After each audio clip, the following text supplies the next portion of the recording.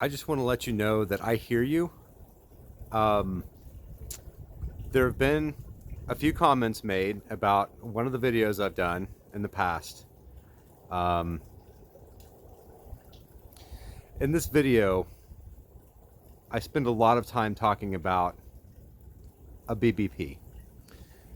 I've done a lot of soul searching, and I have looked inside myself as an individual to hear you and to understand why that may have caused hurt to some people. I want to let you know that if you were intimidated by seeing me work with such really a massive BBP like that, that I'm going to let you know that, you know what?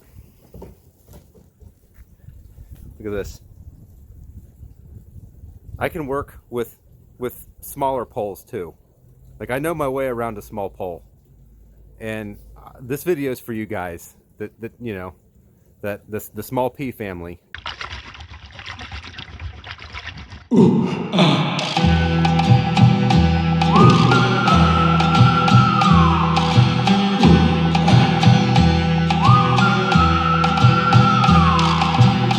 All right, mod fans here. We've got ourselves a fun video today. This is absolutely miserable outside. So you know, I'm not used to this, man. I'm a, you know, southern plainsman. Like, I don't put up with cold temperatures too well. Today we've got high of about 18 degrees. Supposed to get even worse tomorrow. Possibly a foot of snow tomorrow. So I wanted to get this video shot today. So I'm in the backyard, not exactly the most scenic of locations. But I want to go ahead and show you what I've done here with my Anchor Wizard setup here for the Bite FD. If you've seen my previous video, you know that I walk you through probably in excruciating detail the amount of construction I did on that, and I'm not going to do that as much. As you can see, it's the same basic concept here. Same basic thing. I've kind of made myself a wing of HDPE. I've got one Anchor Wizard mounted on this side, and then I've got my shallow water anchor mounted here. One of the things I did do differently with this one, as opposed to the first time around, if you remember from that video, you know, I had a 1-inch diameter rod, a BBP that I used for that. And you know, again, if you haven't watched that video, I definitely recommend doing that. In this case, though, I decided to use the smaller 3/4 inch, and you can see this is not a very big rod. And then what I've done with this one instead, I just streamlined the design a little bit. I didn't really find that the second the second, you know, block pulley system up here, I think it's like called the Harkin micro pulley. I didn't really find that helped out very much in terms of like making it easier to lower or raise. So you can see on this one, I've left that off, and so I just have the single pulley there. As you can see up on top of it, that simplified the design a little bit. I just have that going straight up and down. This is again the Formu-Fit PVC, but it's 3/4 inch internal diameter. I also made this a little bit shorter. One of the things I noticed too with the other pole, the 1-inch pole, I'll demonstrate for you here in just a second, but you know, one of the things I did was make this like top section a little bit taller, because I was hoping it would help reduce some of the wobble that you get at the top of it. You know, basically there's always going to be like a little bit of play inside this. Oh, sorry for the blood. Scratched myself a little bit. Getting something out of the kayak. Hold on. Oh, there we go. Okay. So anyway, so here, you know, what I've done is I've made this a little bit shorter because I didn't really find that taller pole really helped regulate that very much. And then you can see I've got a black nylon screw that I've put in there. If you can see that really well, and just ran a little bit of JB Weld on the outside of it. And on the inside of it, I don't know if you can see that or not, it sticks in, there we go, that angle right there. You can see it sticks in just a little bit, and that does kind of help, you know, kind of push up against the side of that anchor and to help keep it in, or the anchor stick, and help keep it in place. So, you know, really not too much difference in the design elements. One thing I did notice though, let me show you this. I've got this tracking, and unlike with my other design where I had to run it through several little eyelets, I'm doing double duty here. I just got some of these stainless steel track mounted eyelets, and this basically is also where I hook up the C-Tug with the bungee system, and then I have that running up to the Anchor Wizard. And the beautiful part about this is the Anchor Wizard allows you to use like a, more or less like, a more automated system for raising and lowering. So you don't have to use the, you don't have to use the cam cleat where you have to like pull the rope out and then like gather it back by hand and try to pull it up into place. This allows you just to crank it back up and down. So in my first run-throughs where I've used this out in the water, one of the things I did notice that, the original design where I used the 1-inch pole, the reason why I used the 1-inch pole as opposed to the 3/4, because this is a gravity-fed system. I wanted that 3/4 inch pole, it's got a little more weight to it, and I felt like it would penetrate a little bit better into the lake surface, or the bottom terrain. And as you can see, like this 3/4 inch pole here, when I crank this down, I'm just going to release it real quick. Not much energy there at all, right? I think the Anchor Wizard does work really well for this system, and I'm convinced it's the way to go. But the one downside to it is when you do that, it just doesn't release with much force, because this is so much lighter than the 1-inch pole. And also, I think the Anchor Wizard mechanism, if you've messed with them at all, I mean, it's a great system, but the cord on there it's not exactly like a free flowing system. It does have a little bit of tension as the cord kind of winds up around itself. So one of the things that I've done here, and I'll show you in just a second, I built a weight stack system to help this move a little bit more smoothly with the Anchor Wizard.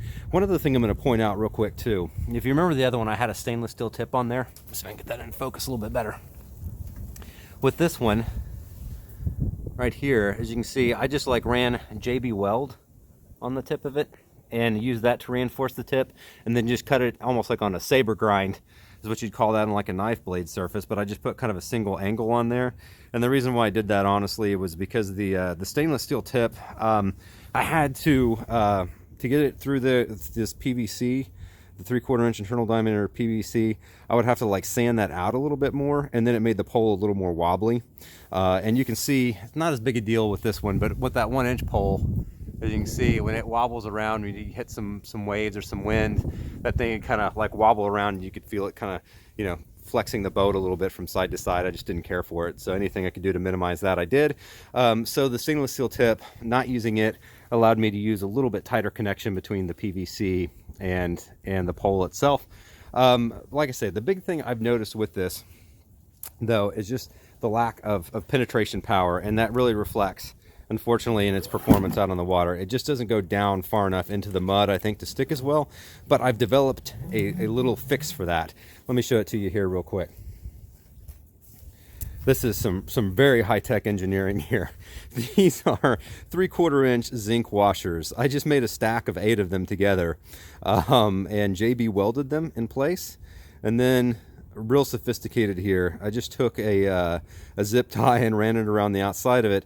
And then down here on the bottom, you can see here, I cut a hole through 2 layers of inner tube that I had sitting around. I'd used to make a drag chain. And so I just cut that and just made that in a little layer down here at the bottom. And I'll show you why I did all of that here in just a second, and show you how it reacts when I stick this onto the bottom, and the advantages of using this system with the smaller 3/4 inch pole. So real quickly here, I'm just going to show you, this thing just slides on right there. And what you want to do is put this rubber side down. The reason why you want to put the rubber side down on these washers is so, number one, it'll kind of grip against the bottom here, and then it'll also provide a little bit of like cushioning and noise dampening up against the little pin that you put into the anchor system itself. So this way, this washer stack won't rattle around and won't make noise when you're deploying it, so you don't spook the fish. Okay, so here you can see I've got the washer stack in place. At some point, I'll trim off that zip tie end. I just am too lazy to do that right now, I guess. But anyway, you can see like basically that just fits on kind of right here above this area, and I'll probably snug it down a little bit closer down there to the pin. And so that just adds weight to the bottom. I'll show you how it works here in just a second. But one thing I do want to add too, one thing I do like about this, because now you've got this weight down here and kind of more surface area for this bottom section to grab against. I think it makes it more stable. it kind of weights the bottom of the pole so the top doesn't want to move around as much. And so just kind of like anecdotally from what I've seen so far, that really seems to help out, reduce that wobble I talked about earlier. All right, so now you can see the improvement here, I think, when you drop it down.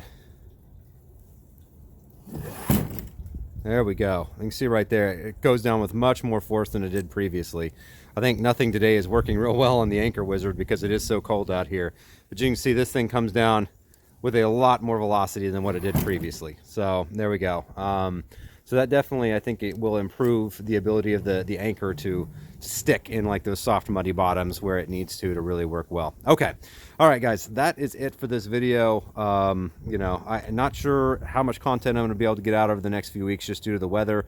Also, I know I've still got that giveaway. Unfortunately, I'll give you a little bit of a hint. I'm trying making some lures, and so I've gone through several prototypes. Unfortunately, they're not working as well as I expected they would.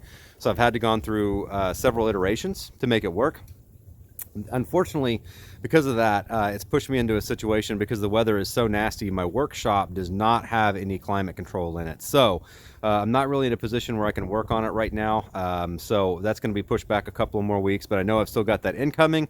And so I will get that out to you guys. And like I say, I think it'll be a great bait you'll be excited about using this spring. So anyway, there we go. There's my improvement to the anchor stick system.